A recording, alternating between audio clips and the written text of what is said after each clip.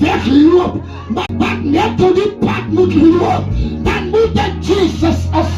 Ek verlang my heiland by my, want alleen loop ek gevaar. Ek wil voel, hy is hier by my. As daar een is, wat jy moet sê, sy vrou sê, as ek net sy soom kan aanraak, sal ek gezond word. Want daar is net een. My God. Wat? Die vereistes. Die sien ons die wereld klomp vereistes. Die wereld vereist van jou af om vernedering te kan deurstaan. Gebrek deurmaak. Amen. Die lewe verwag. Ek gooi goed aan jou toe met die gedagte, jy het het in jou. Ja. Om het te kan maak. Yes. Maar as jy dit maak, wat Paulus het moes gemaak, dan sê Paulus, ek het alles deurgemaak, omdat ek is tot alles instaat. Deur Here prys.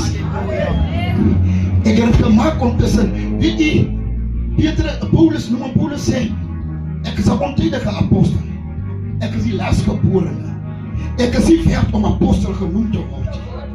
Here prys, want ek het die naam vervolg, maar die God, wat die seker is insluit, hy sê nie net hulle in wat op die waters geloop het, hy sê nie hulle in wat by was hoe die klomp brode, van die 5 broodjies klomp geword het, hy sluit die ontydiges ook in.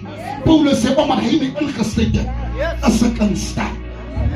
Here prys. Paulus sê, het was vervolg, het was seer gemaakt, maar deur al die dinge is het meer as 'n oorwinnaar, want Christus gee my die krag. O Here prys. Paulus het geweet, Paulus gee so sy tyd oor. Ek is op besig om klaar te maak, dankie pas ek kan opstaan. Halleluja. Paulus gee so sy tyd oor, dat Paulus sê, of ek lewe, of ek sterwe, is by my een ding.